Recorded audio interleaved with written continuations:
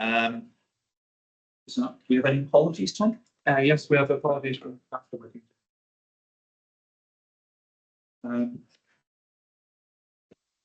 Councillor Whitting, standing.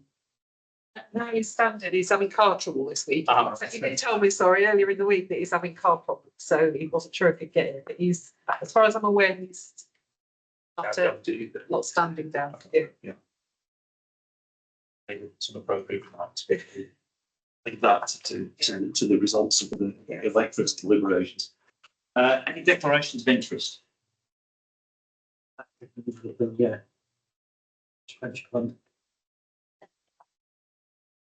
I'm a pensioner member. My daughter is a contributor. Minutes of the previous meeting. Any issues with them, or can we sign them off as a true and fair view? Excellent. Right. Pension fund update report, Joe. Thank you, Chairman. So this quarterly paper, there's just a few points in there that I would like to highlight.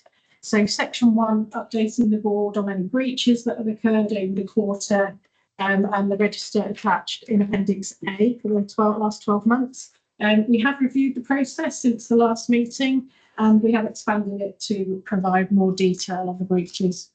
There's also been changes to the risk register, which is on page 10 in section 2.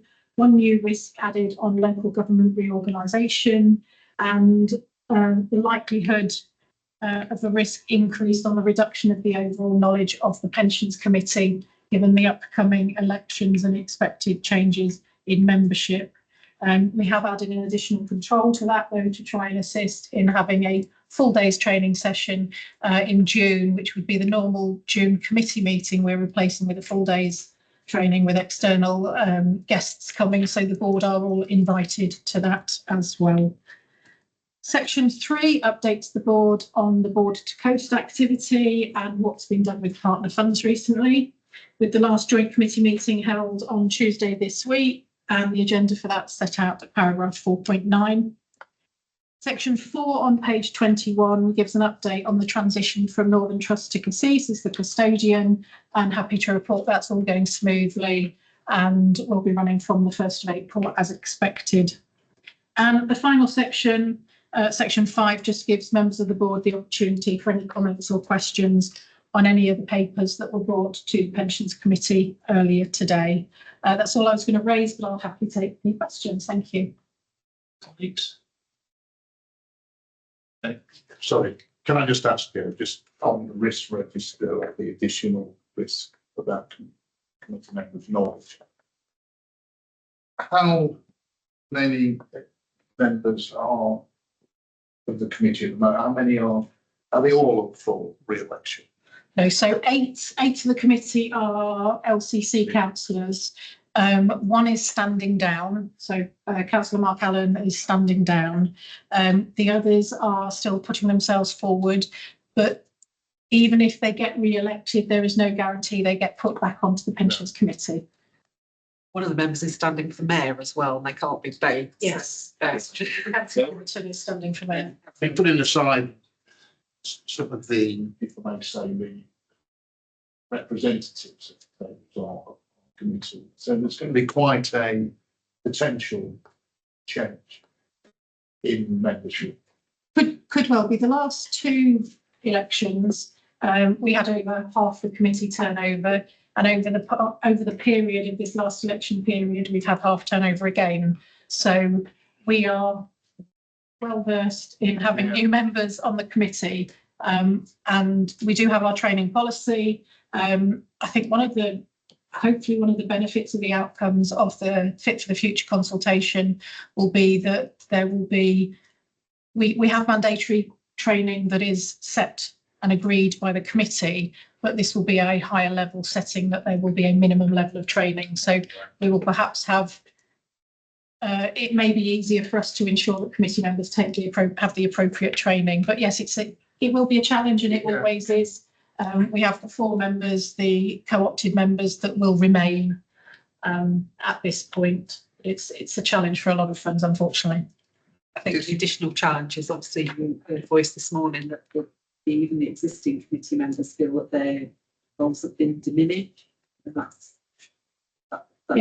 that's a challenge even for those that would get to. I think it's not the first committee of choice. I was going to say it's not easy. It's not easy, or hasn't been easy, has it, to keep committee interest and how your members part of it. They've come and gone, haven't they, over the years. So it's the knowledge, isn't it? I'm highlighting. It is. It's an absolute challenge, but we're hoping that in having this first meeting in June, and it will be in all members' diaries. It's previously it was we tried to arrange with them the one-to-one induction, and we encouraged them to do things. This will be something that they will very much be sold from the start. So I'm involved in there's lots of induction sessions. There is one session that will cover the regulatory committees, and I think I will perhaps have 5 minutes to just set out the key points, and I will be stressing there the requirement to do training. But the hope is that if we have this full day in there, can get all the kind of key external parties involved in that, then there's a really good grounding before they go into that July meeting. But I think it's an uphill battle for all pension funds, all LGPS funds. I mean, 50% turnover members as a result of an all-out election isn't unusual across Shire counties. But as Joe says, no one stands for election saying, elect me to the pensions committee and I'll change the world. It's just not something that happens. Right. Thank you. Thank you. Anything else? I'm glad to see the local government reorganisations on the risk register, because I think that creates a whole added level of uncertainty. Absolutely. I think particularly for this one, given the slight oddities around the two northern unitaries. Yeah. So would it be helpful just for those problems that aren't here this morning, just to explain the potential things that Maybe, yes. Go ahead. So just in explaining a bit more about what that LGR risk is, kind of the proposals that have gone in from both the county and the districts, some of them bring in North and North East Lincolnshire into the fold, either as perhaps a northern unitary standalone, which there wouldn't potentially be any issues with because they're in East Riding Pension Fund, could remain there. But the ones that then bring those two unitaries into a new unitary with existing districts that are in the Lincolnshire Pension Fund, then it will mean there'll have to be consideration decisions made about which pension fund does that new unitary sit in. Does it go to East Riding? Does it remain in Lincolnshire? Does Lincolnshire take on additional members? Even if the proposal where the two East Riding Pension Fund unitaries stay there and Lincolnshire becomes a unitary with the districts and the county, there'll still be a lot of additional work required within the admin team and actuarial work, etc., looking at that. So whichever way it goes, there will be changes required with either within or to the pension fund. So it's just highlighting that just as a bit of background. Is it helpful to understand the timeline for that? The timeline, my understanding, and Michelle can correct me if I'm wrong, is final options have to be put in by the 28th of November. And then the government will decide with expected shadow elections taking place in 27 for any new unitaries to commence in April 28. So it's quite a tight, tight timeline. And I don't think the government will be thinking about the impacts to the LGPS funds. Particularly if disaggregation of the county is involved in it, it'll get very messy. Yes. So, moving on then, pensions administration report, Matt. Thanks, Chair. So, assuming the paper is read, there are a few points to pull out, and I think probably they're all interconnected. So you'll be able to see that some of the KPIs didn't meet this period.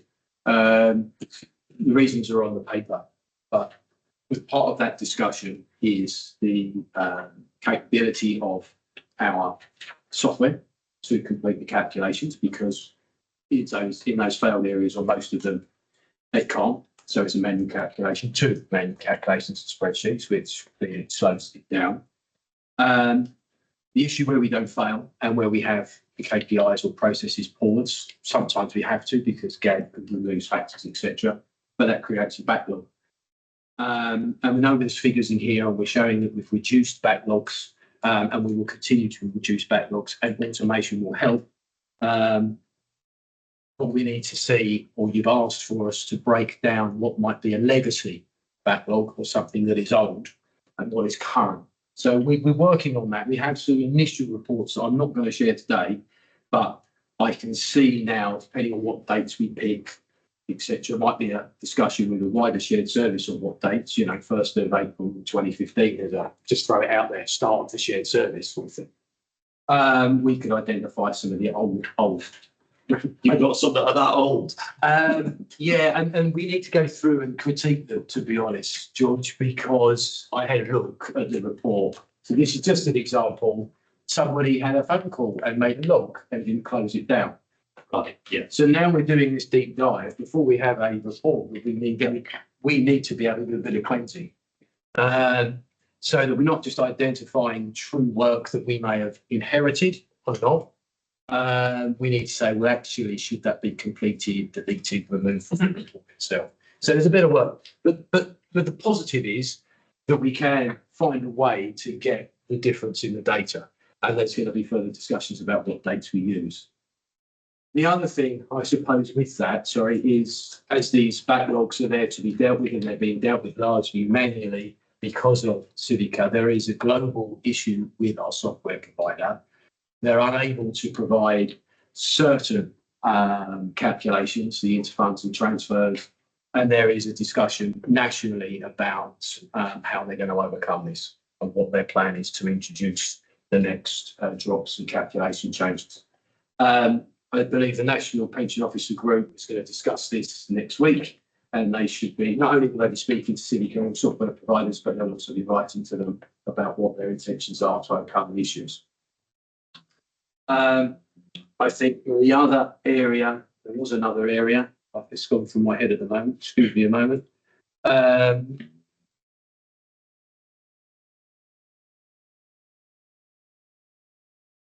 With me.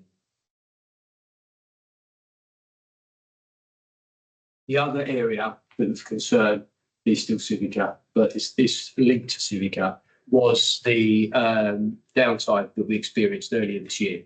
So we needed to have 19 various different drops or updates or developments put into our system to meet most of the cloud or remedy solutions. That was quite successful. We had to take the system down for 3 days. The member portal, where our scheme members can contact us, update their information, do calculations or an estimate, and employers can submit data. They went down for about 8 days. Arguably, that's not a problem if, for want of the fact that we didn't actually communicate it very well at all, in fact, quite poorly. So there is an apology there that we didn't inform Lincolnshire Pension Funds, the employers, all the members in good time. It was necessary to get the work done and improve the system, but quite clearly we should have communicated that issue weeks, if not a month or so earlier. It should have been a discussion at several meetings with the shared service and collaboration board. Just on that, Matt, for questions from other people, how much notice did you? We have as a fund. Civic. I knew about it in the middle of January, and I escalated it with another one of our member services managers. As to when, if we had any prior notification of that, I don't know. With my day job, that's all. Yeah. We had to put 3 months' notice. Right. So that's when Joe emailed me about this. I sort of took a step back because we put a lot of effort into communicating, but we'd also done a lot of planning for what we were going to do with the staff. We couldn't do anything while the system was down. So we had an intensive training program for 5 weeks, a lot of catch-up training. So I'm slightly concerned about if you haven't had the same level of notice as other funds have had, slightly concerned about what that says about your relationship with Civic. Well, I think that's a good point, George, and I take it back because I'm going to provide. Just going to ask if I could just add to that for what we've been told, was that they were aware that these drops would be coming, these updates would be coming, but weren't given specific dates. So I think the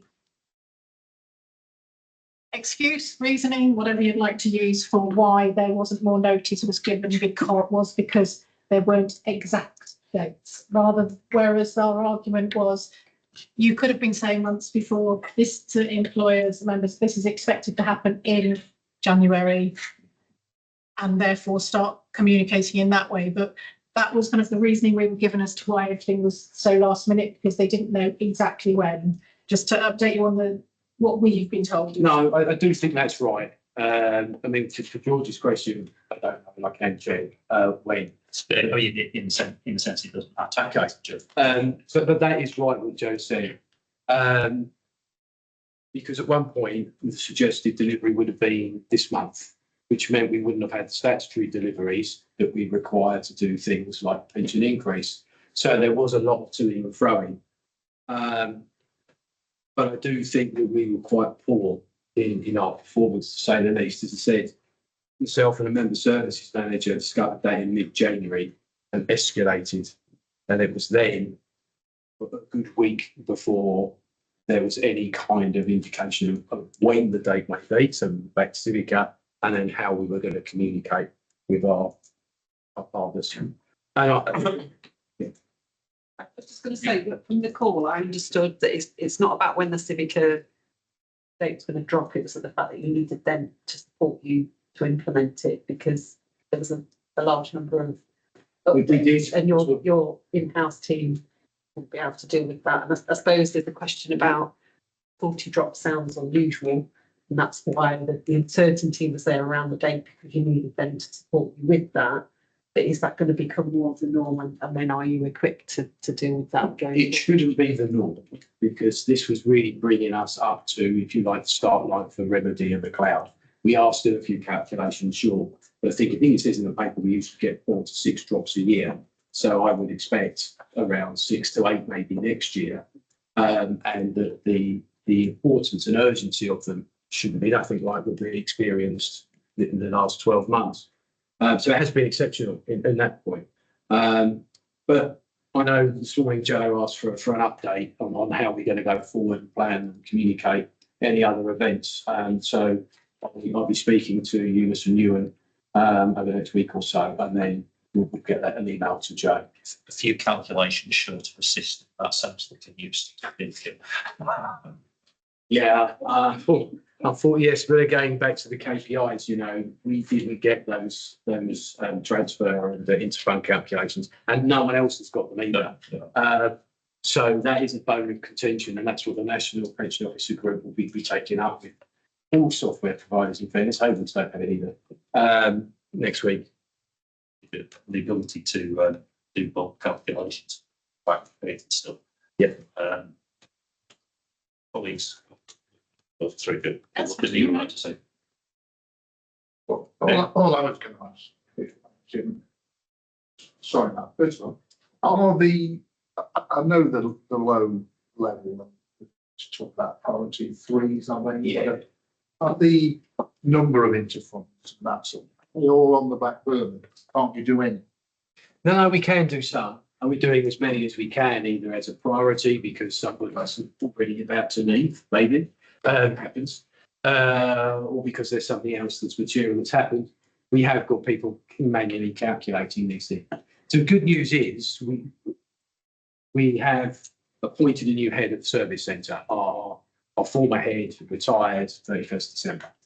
And I had a brief conversation with Haroon this week, and he's looking at some of the key performances, or rather the processes that leads to it, including these interfunds, because he thinks there might be a way to improve this by improving the process.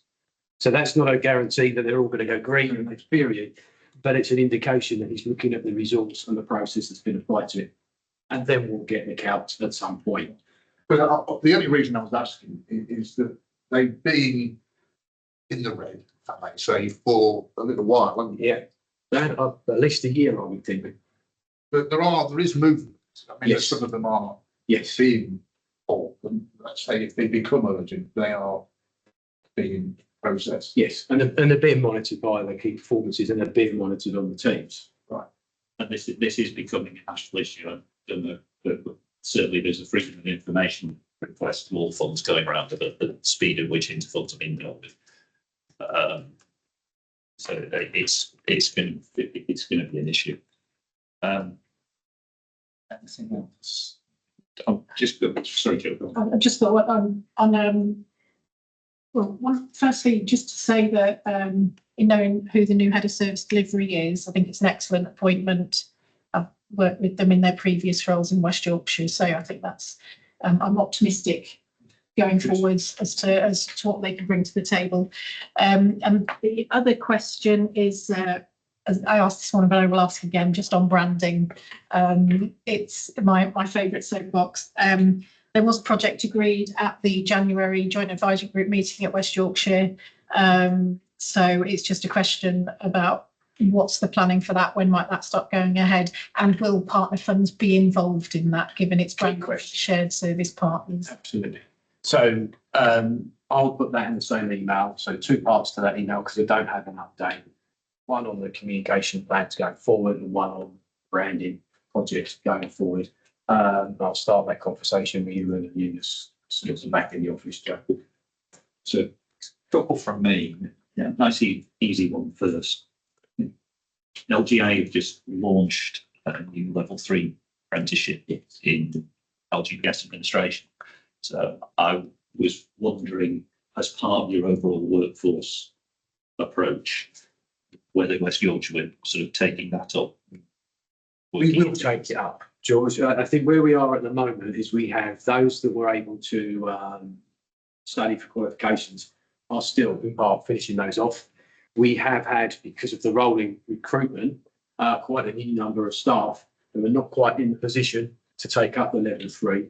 They will go through a series of training, mostly delivered by me. There's four sections for scheme overviews, and then we break it down to do manual calculation. They don't like me. And I get them to do manual calculations and pieces of paper. So I think once we get them through there, we're looking at, I think you might have said that the first cohort. The first cohort started this week. Yes. There are future cohorts planned. Yes. So is it 6 monthly? Yes, Yes. April and September. How are they delivering that? The LGA training team are delivering that, and it's being validated, or whatever you call it, by the Pensions Management Institute. Yep.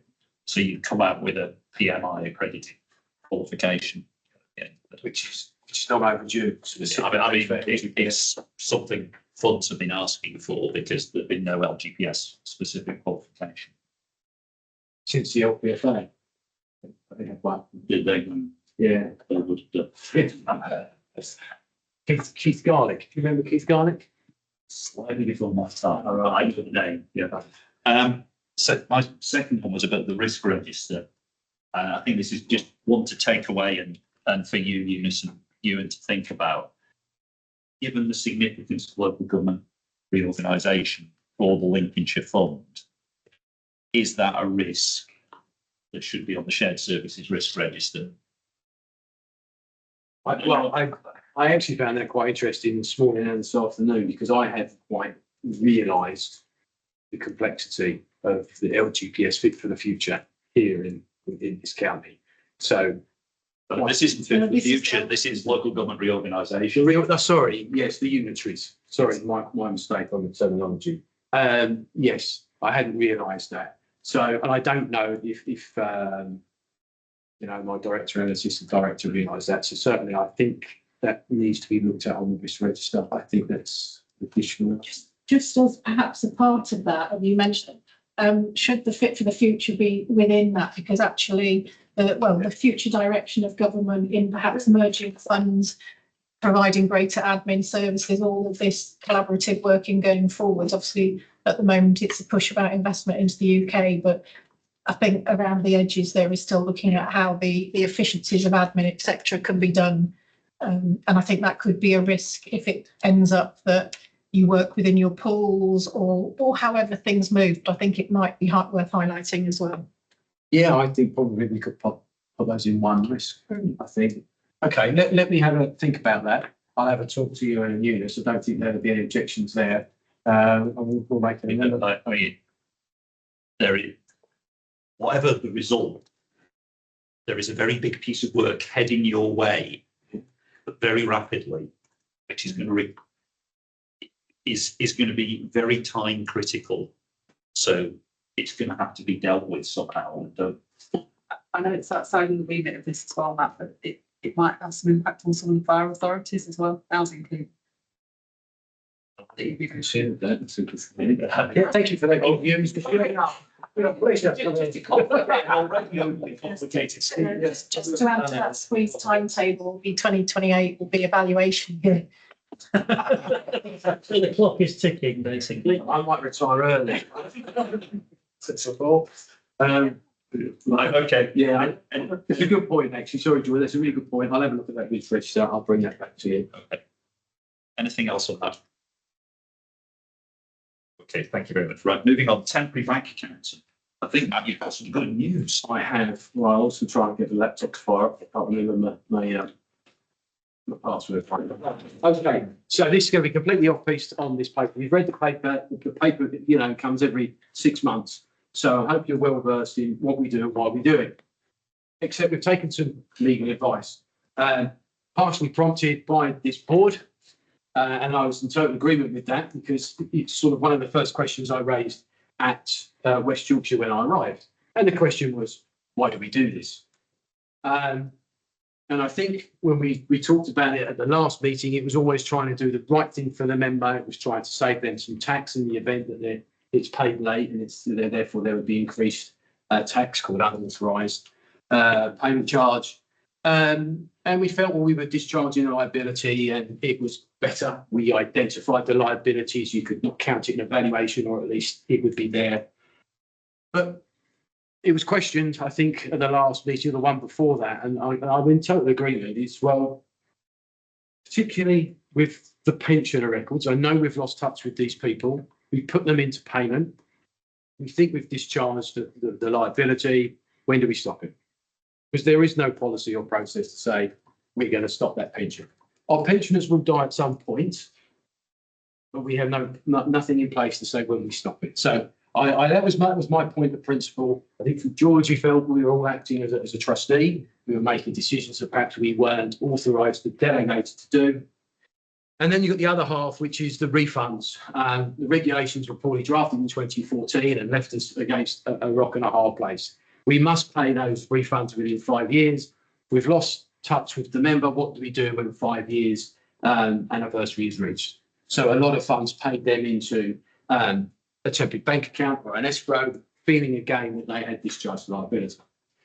We've taken advice, and our legal advice says, broadly, no, you haven't discharged your liability because the accounts they're paid into are still West Yorkshire Pension Fund accounts. Yeah, that's the umbrella account, and then we have them identified underneath. Furthermore, it could raise some issues around any interest that may have accrued in these accounts. That we know we would pay the benefits with pension increase and things like that, or 2% above base rate if there was going to be an inflationary amount paid, or late payment. But they could still then request payment of any further interest. And of course, with the pensions, we've made certain elections based on their decision to have, or they want to have, a lump sum and what their tax position is. So although extremely unlikely, we could be called out at any point if someone walked out the woods and said, I want my pension, but I don't like the decisions you made for me. So the good news is, as we stand here, we don't think we should be paying these pensions and refunds into a bank account because we haven't discharged the liabilities. And because of the interest in, we could make issues for ourselves. It's more work for ourselves because we are managing these on a daily, weekly, yearly basis. We have paused creation of pension accounts, because we just don't see why we keep paying into them. The refunds are still being created at the moment, just like many other authorities, but we feel that may stop soon. Next step, I've seen the draft report. The next step is for that report to be finalised and go to a joint advisory group to give us the go, no go verdict. So that will be a decision for West Yorkshire Pension Fund. We then should bring it back to the shared service partners and have a discussion of like, these are our findings. Do you agree, disagree? Do you want us to continue with the refunds and pensioners paid into the accounts, or would you like to stop them as well? Hopefully you're in agreement with us and it should be the latter. The money then, once we've made that decision on the pensioners, will be brought back into your fund, back into to be invested again. And we will exit that in an appropriate way. And if we need to liaise with HMRC, that will be done on the way out. With the refunds, even if we don't create any more, I understand at this point in time, our ambition is to leave those there in their accounts while we go through a new tender process for mortality screening. Because we're doing that for new providers, and there'll be a bulk exercise to find out gonaways and people have passed away, etc., for the dashboard. So we actually think with this push, we may actually find owners of a lot of these refunds that we haven't found.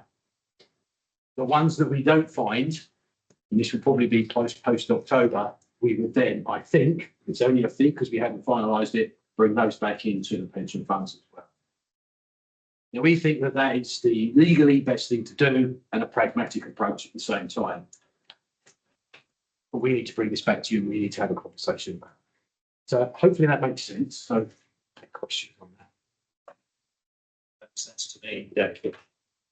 All I was going to ask, Matt, from pure membership individuals who lost touch with this, hopefully there's still some there. We're still going to we'll have a record, even though it's we're not losing sight of who they were.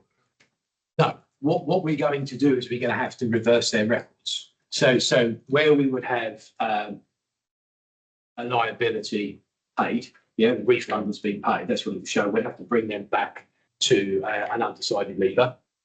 So we'll know they've left. They're entitled to a refund, but it hasn't been paid. So we've got to take the record back.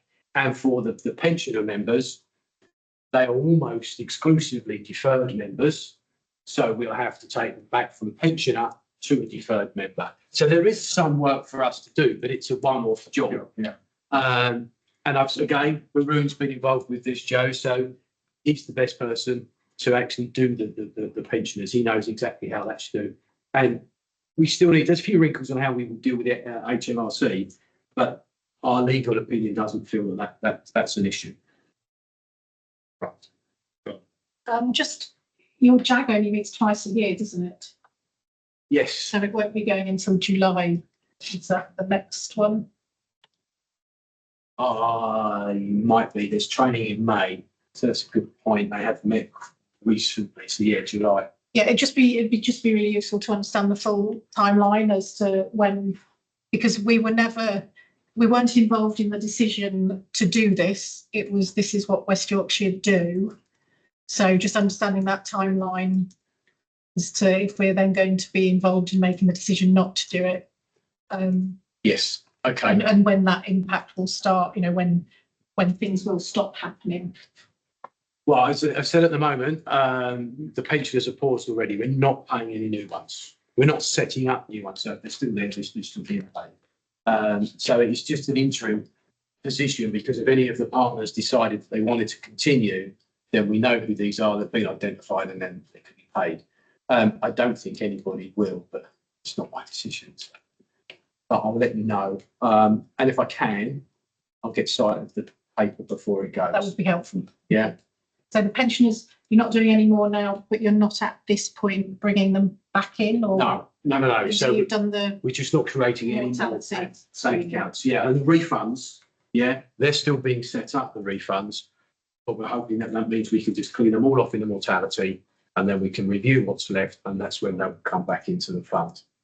So the thought process why refunds are not just stopping as well if the legal advice is that you shouldn't be doing either. They may, once it's gone to JAG, but because these are small amounts, it sits in a comfort zone, I suppose, with a lot of other LGPS authorities, you know, because they are still concerned what happens when the 5-year cut-off is reached.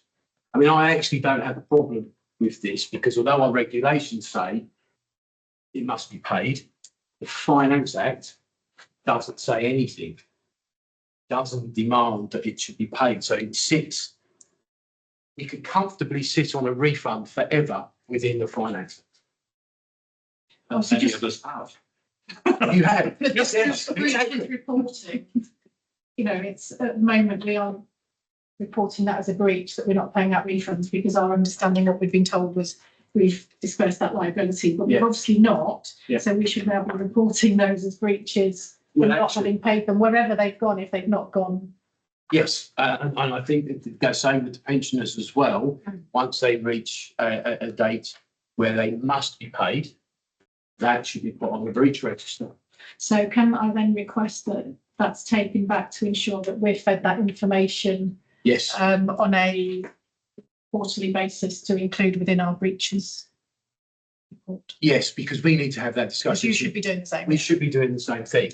I just don't think we'll make those formal changes until after we've been to Jake. Yeah, if that's all right, because that will carry on doing pretty much what we've been doing until we get that formal decision. If we can just be kept in the loop, that would. Yeah, oh, absolutely. I also suspect the Jags might be meeting slightly more frequently, given some other things that are going on that affect West Yorkshire. Yes, there is.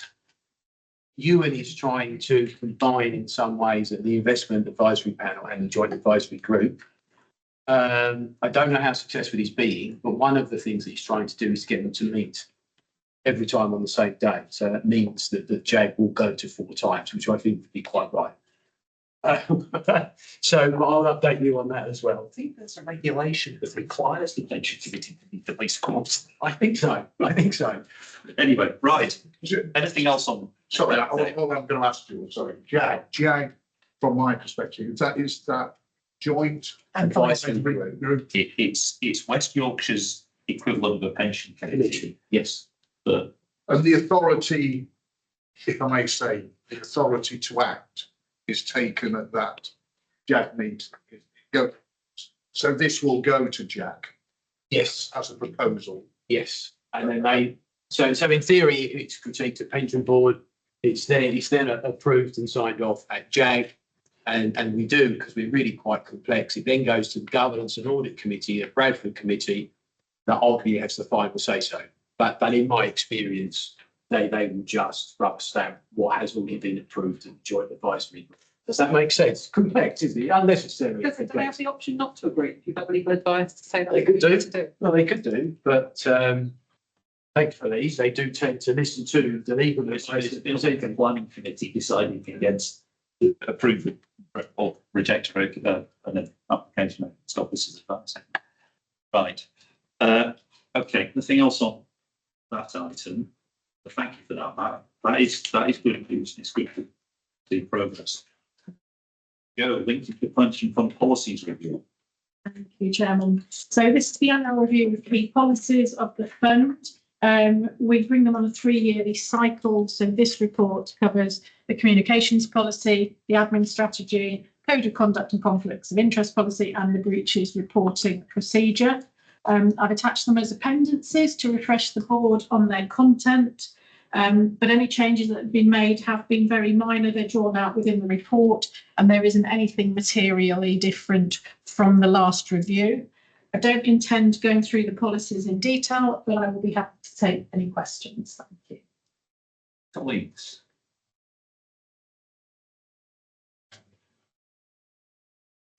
One question for me, and then a suggestion which hopefully colleagues will agree with. In terms of the pension admin strategy statement, whatever it's called. There are a number of requirements on employers there beyond simply paying their contributions on time. Is there a process of monitoring compliance with all of those requirements? I would like to say yes. However, it is something I think West Yorkshire are working on. It's a question we've asked numerous times, in that it does say in there that it's monitored and they will be held to account. But I don't think all of those requirements, such as sending leavers through within the required timeframes, etc., are not that we've seen. There is some monitoring done, but perhaps not the reporting to the detail that there's wanting to input. I think some of these are very, very easy. So that payment by the 19th is a really easy thing to say yes or no, whether you've achieved it. And so that monitoring is very robust. In terms of some of the other things, they're more qualitative in terms of what they are. So I think the teams at West Yorkshire are doing those things, but they're maybe not documented, recorded and reported in quite the same robust way. Yes, I would agree. And I think, we do get notified of leavers now and outstanding leavers through our request to see that. There are some of the other things like having discretionary policies. There was a big piece of work done over the last year to ensure, and I think we're about 95%. We're nearly there, all our employers having disclosed. So there are elements of work done, but I just think the overall reporting and monitoring and reporting back to employers isn't perhaps where we would like it to be. And these are things we're speaking with West Yorkshire. I mean, I was just thinking whether, because there was a report Claire brought last time around sort of employer performance, a schedule to that report.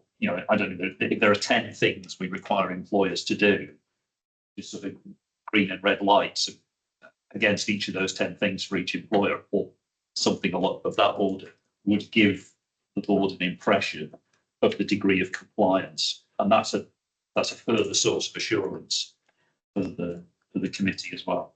We will take that back to West Yorkshire and ask if that can be accommodated. And given that report doesn't go till January, that gives some time for that to be looked at. I would entirely accept it is unlikely to be perfect or anywhere near perfect in the first few iterations. But the important thing is that employers recognise that you are doing this and you use it to hold them to account. So the suggestion was that when we do this next time round, if it could be scheduled so that these come to the board first, and the board can make comments on them before it goes to the committee. That way, the board's adding value to the committee's deliberations rather than just receiving something the committee's already agreed. So we can adjust the agendas for that. So pre-legislative scrutiny. Okay, thank you for that. Business plan. Me again. So thank you, Chairman. So business plan, which is attached at Appendix A, sets out the objectives of the funds, statistics on funding and cash flow, the resources that we have in the budget. It then looks back at the progress for the tasks that were set last year, sets out the key tasks for the next 3 years up to 27-28, the key risks for the fund, and then gives that forward plan of expected meetings over the coming year. Looking back over the past year, we've done a lot of work. Generally, progress on those key tasks has been good. Where we haven't been able to progress tasks as we would have liked, that's generally outside the control of the team, unfortunately. Key tasks for the next 3 years that we've identified are set out on page 144 of the reporting pack. And obviously they will be reviewed each year, and then I'm sure will be many more added. And any updates or outcomes from any of the tasks that have been undertaken will be brought back to the board for information as required. And then finally, the forward plan just sets out the expected meeting agendas for the coming year, but that is flexible. There are a lot of things that are in the pipeline, as we've already spoken about, that may impact the fund, where we may need to bring additional reports to the board and additional training that may need to be had. So we will we bring that forward plan as part of the work plan on the agenda anyway, so we'll ensure that's kept up to date. That was all I was planning to say, but I'll happily take any questions. Is there a regular report back to the committee of progress of this, or anything just looked at once a year? We do it 6 monthly, so we take it to the January meeting that looks back at the 6 months on the budget and the business plan where we are with key tasks. Colleagues?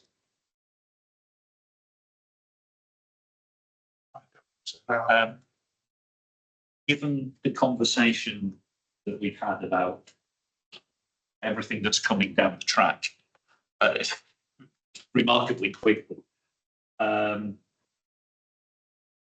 you think it might be sensible to bring forward your intended recruitment to the vacant role you've got in the team?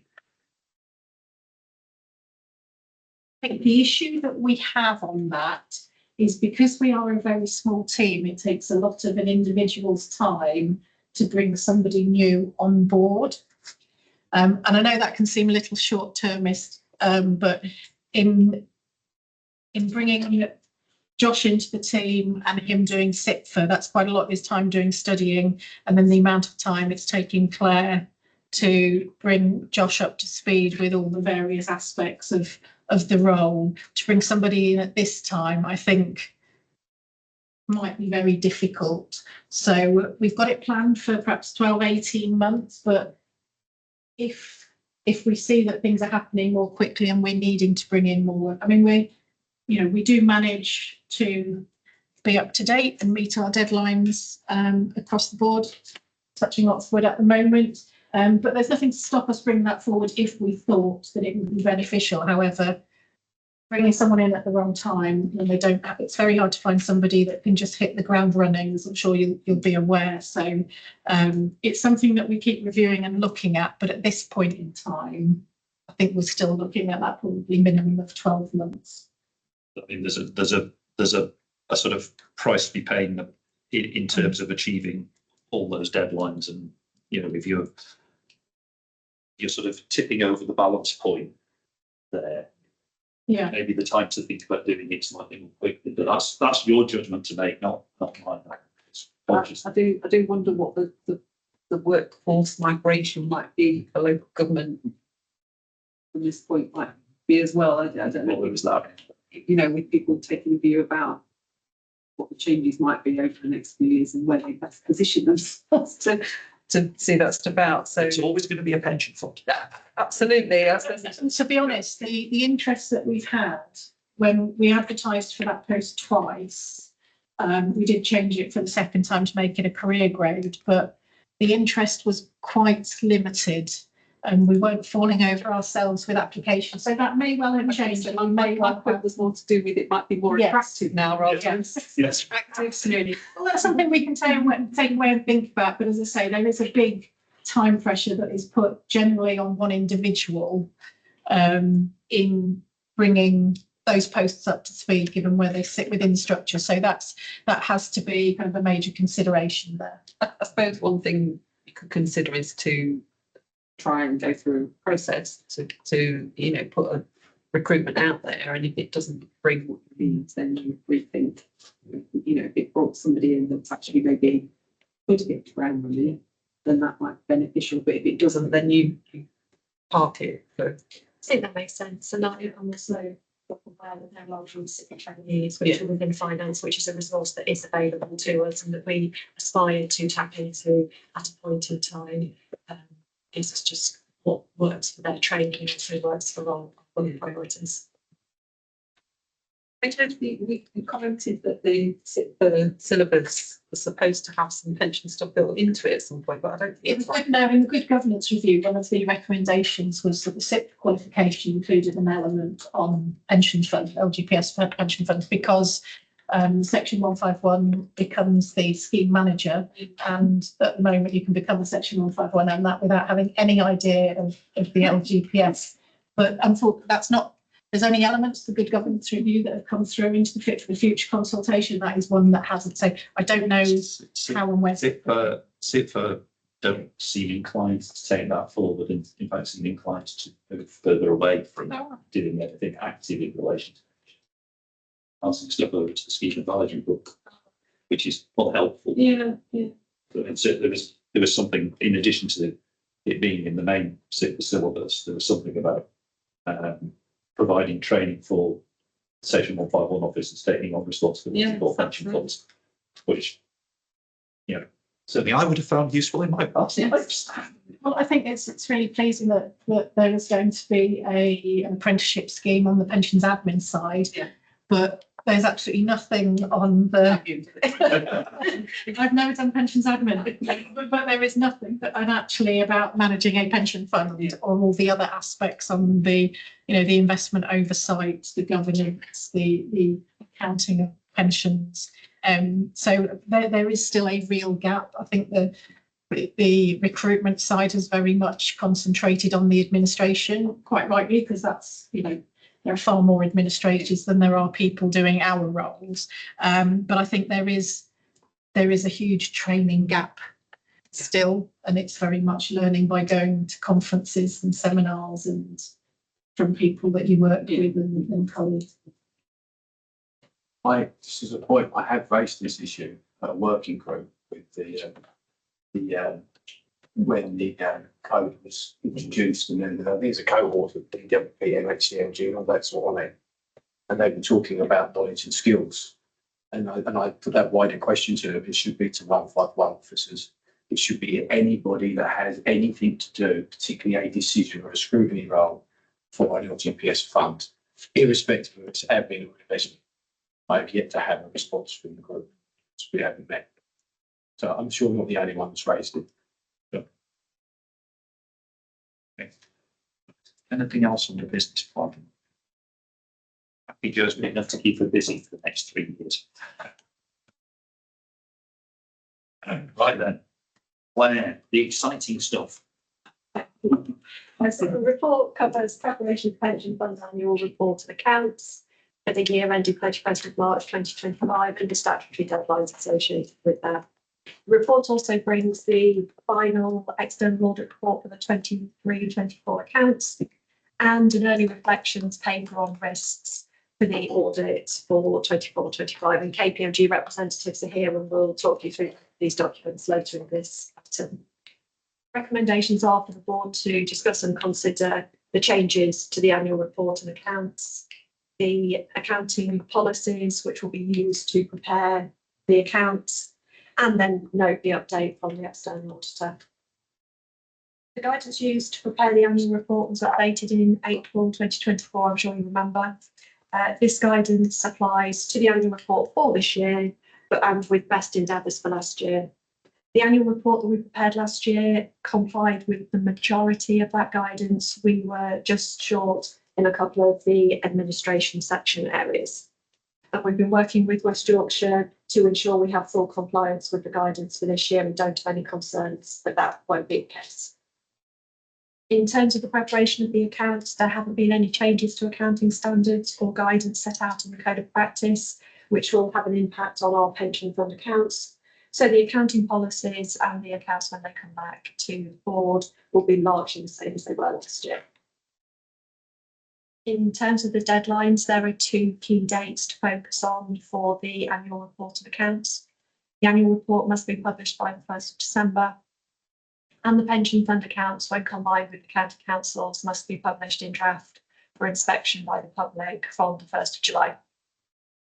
We don't anticipate that we'll have any trouble achieving any of these deadlines, and actually in terms of the accounts, we're working with the county council to a 31st of May deadline for that, which is in advance of what the statutory requirements are. I'm very happy to take any questions on this initial part of the report before handing over to my colleagues from KPMG. What's the statutory deadline for completion of the council audit now? It is varying from year to year. So it's 1st of July for that public inspection to start, so they need to be published on the 30th of June.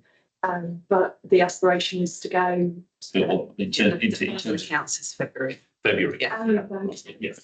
Yeah. So the aim is to have the audit. I think my colleagues here won't be able to speak for Rash, but Rash has basically said I think they'll look to, and it'll be on their timeline, that they'll look to do it before the end of the year. I think that the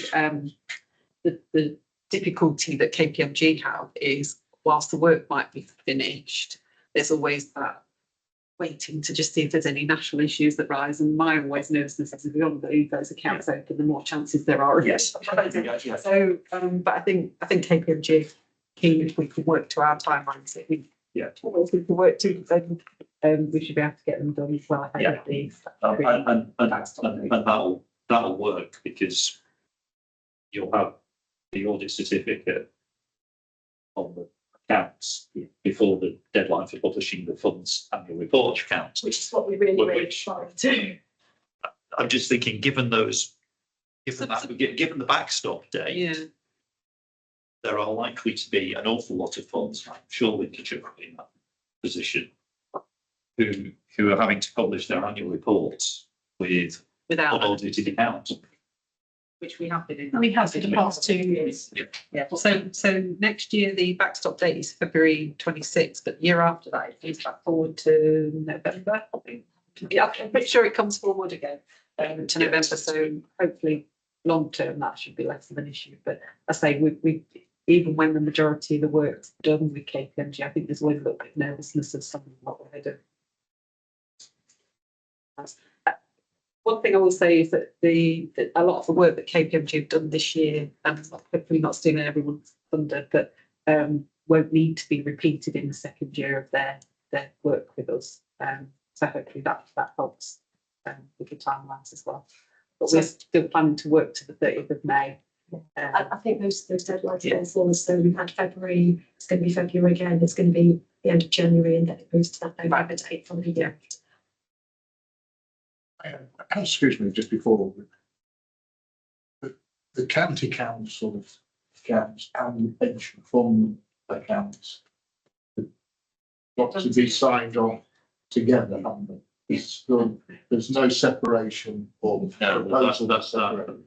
That's been Has that been- recommended by just about everybody. But it's still not, there's nothing in the pipeline that would separate the fund and. No, I mean, interestingly, quite a few years ago, it was always the LCC accounts were sometimes held up by the pension fund because of valuation. Yeah. That's going back a long time.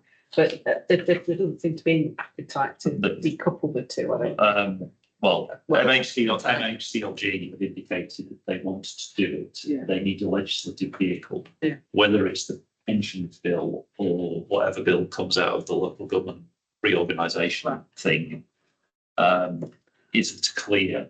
But they seem to think it's far more difficult than Wales thought it was, because they just went ahead, made a regulation and did it. And no one noticed. Pensions bills due to come in the summer. Late July, before recess, they were saying. It's to be introduced before summer recess, yeah. Presumably Yeah. the devolution bill or whatever, it's been Yeah, told, must this have could be been. before that. So we might see some change. I only ask because I mean, it has been an issue, hasn't it, Yeah. over the past years. Yeah. But thankfully, it's, as from what we've heard from the committee as well, I mean, it's gone very well here, but the Lincolnshire Fund is. There's generally one holding up the other, and it's usually the LCC that's holding up the pension. But it's not, other than not being able to publish the annual report without an opinion, it's not. It's sort of just as much as anything.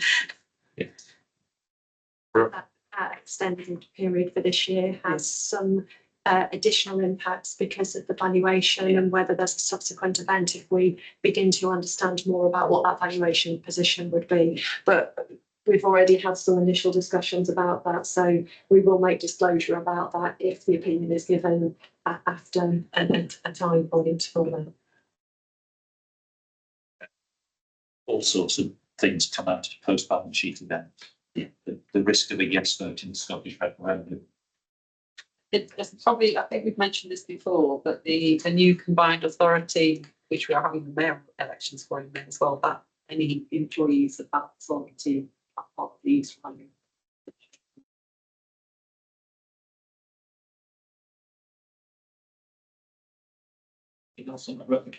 Mel, you taking us through the next bit. Thank you, Chair. Referring members. So I'm the senior manager at KPMG, and alongside me, I have Mohammed. So I'm the engagement manager for the audit of Lincolnshire Pension Fund for current year, as well as I was involved in prior years. Mohammed is also involved in the audit, and this is his second year as well.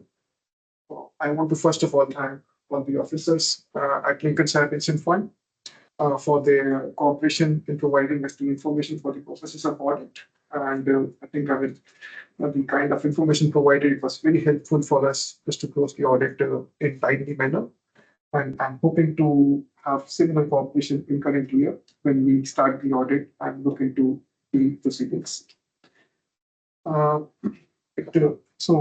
I'm just talking through, first of all, the ISA 260 report, the final one that has been submitted in current year's is legal.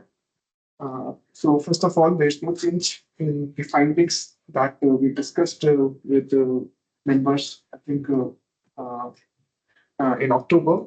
But yes, if you have any questions around the final ISA 260 for prior year, happy to take them right now.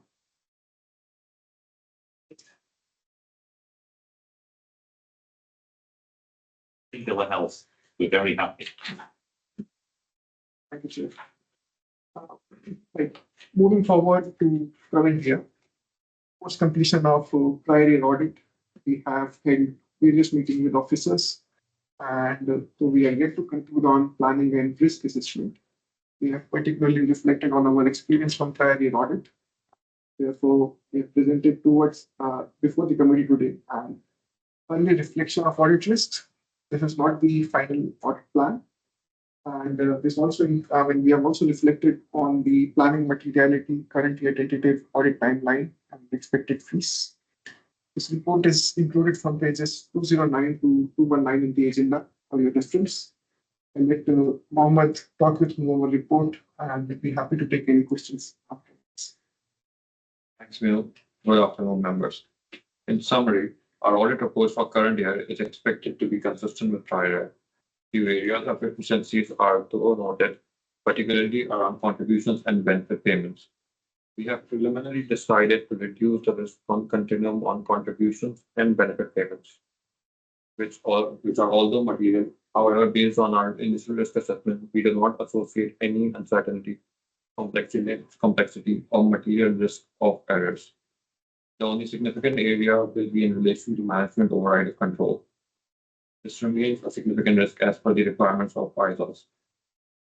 At this stage, we are also of the view that there is no change in the audit risk considered for testing completeness, existence, accuracy, and valuation of the fund's valuations, investments, and cash balances.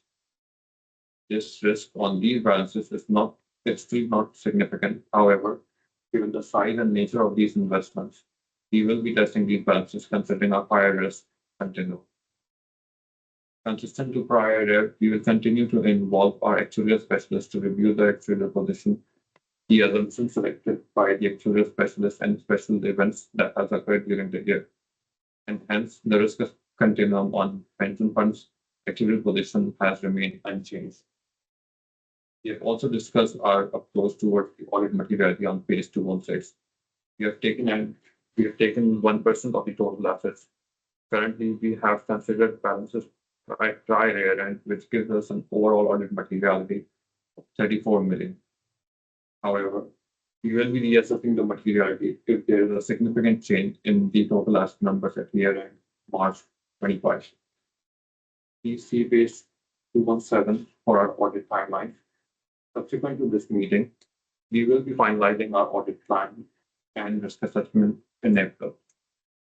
The fieldwork is expected to take place in June and July, and we plan to apprise committee of our findings in September and October. However, the financial statements are expected to be signed in line with the County Council's financial statements. Page 218 summarizes our current year audit fees, which has been previously agreed with the PSA, and takes into considerations the variations noted in the prior year in relation to changes in auditing standards. I now request members for any questions.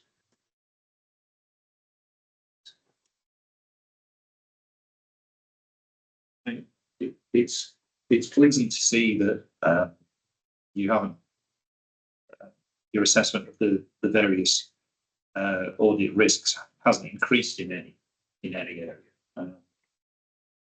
So that presumably reflects your view that there's a solid control environment around the pension fund. That be right?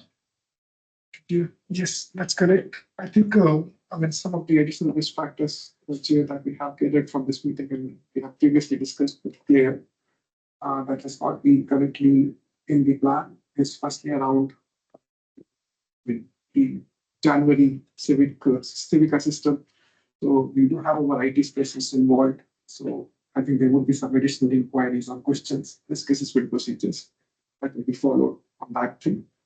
And further, as Claire mentioned, the triennial valuation, the subsequent event that will happen after the event. So those would be some of the areas that may remain open. But yes, Chair, as mentioned in the plan, there is no change in the risk continuum. It's just further audit procedures around risk assessment that may be required to be done.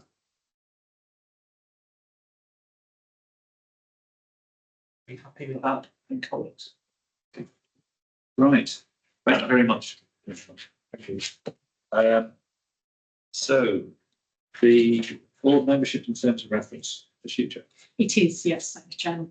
So as set out in the report, there are 2 positions up for renewal in the board from July. One is a non-union scheme member representative, the role currently undertaken by Dave Vickers, and the LCC employer representative, which is currently undertaken by Councillor Whittington.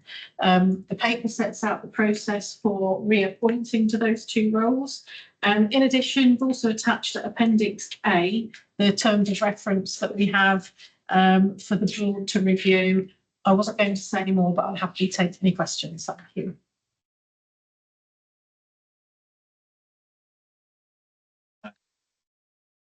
I was going to suggest, subject to the agreement, members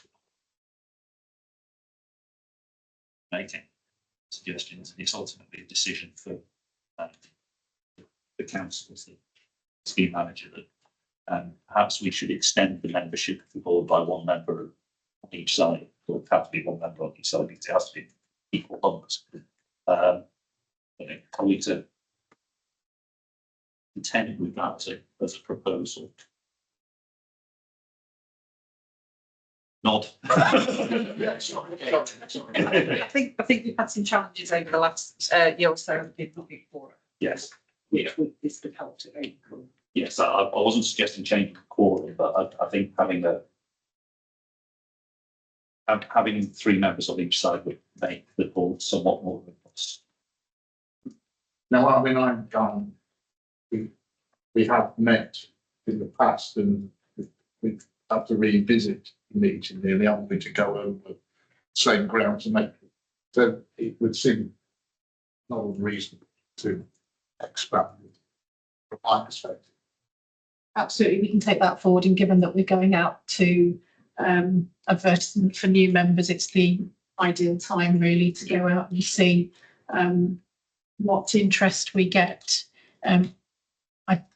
I do know that we struggle sometimes to get interest, filling the role that Peter's got. I think I have very few applicants, but absolutely we can go out there and look to recruit those. I do think it will be beneficial, so absolutely we can take that forward.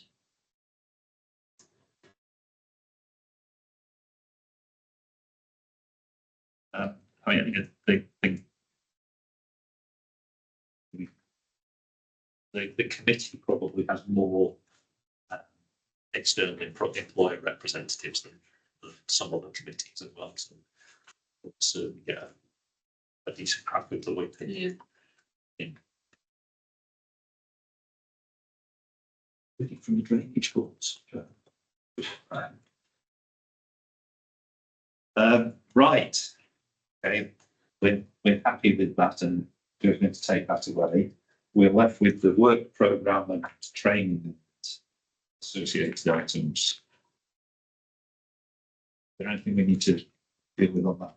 Claire? So it's just your normal opportunity to discuss training and look at the work programme for future meetings.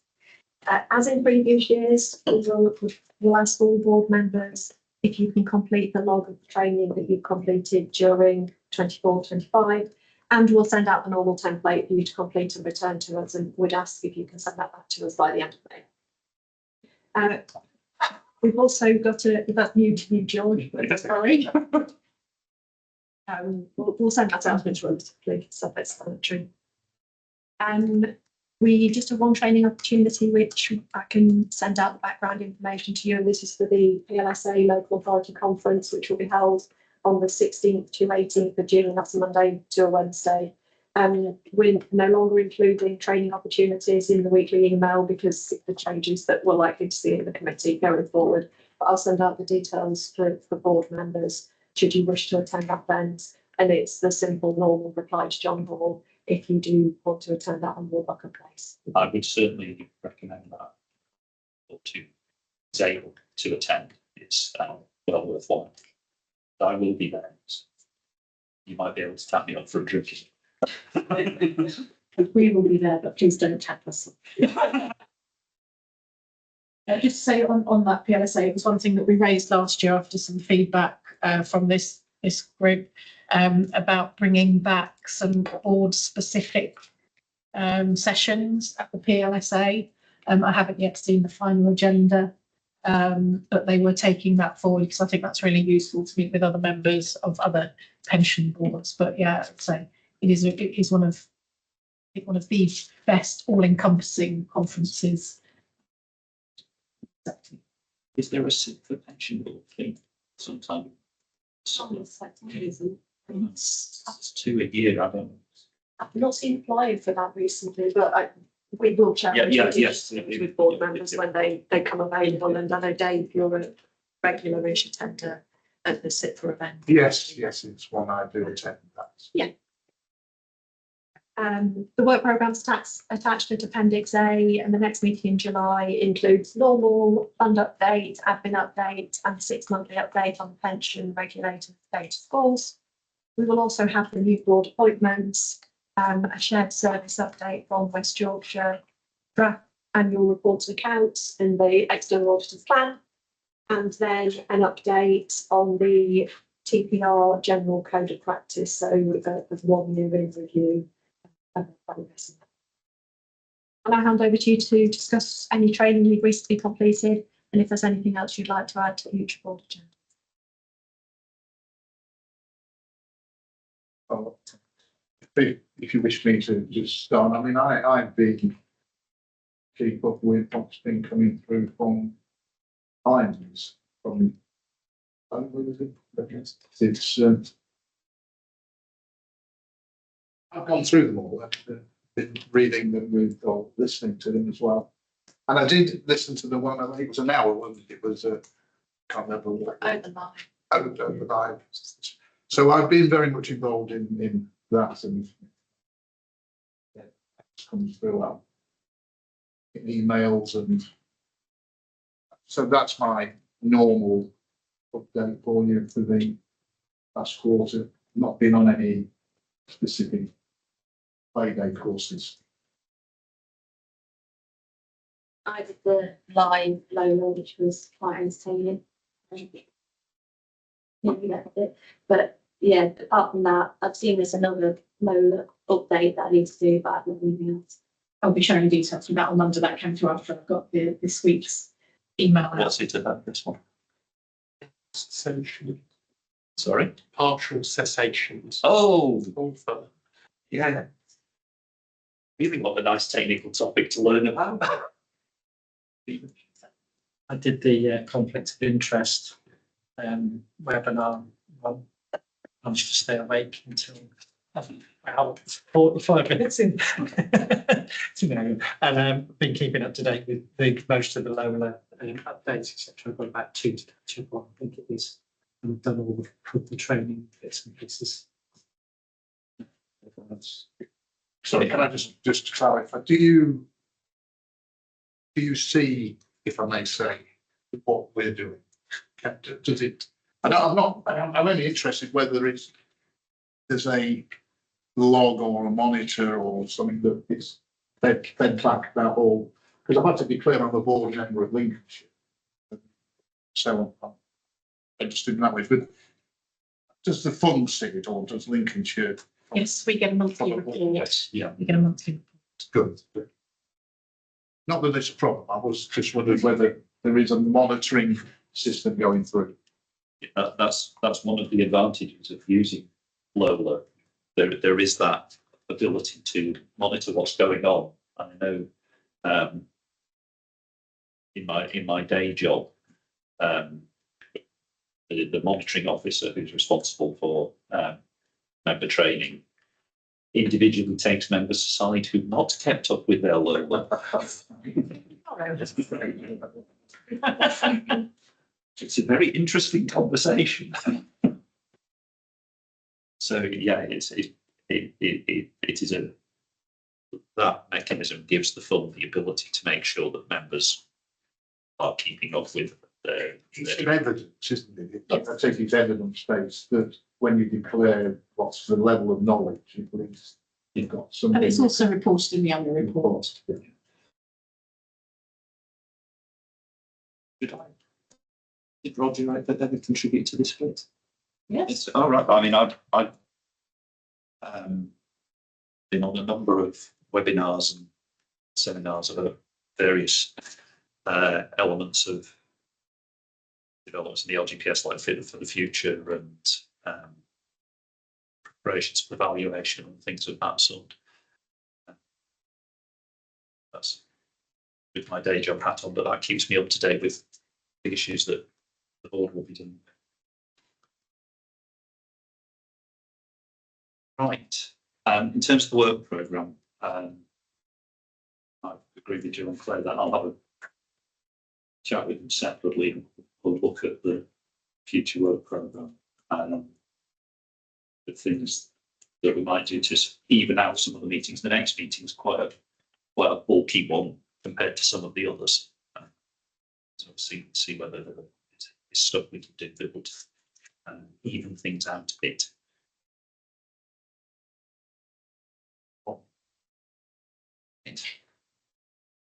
Is this a record? Thank you very much, everybody. Yeah, thank you.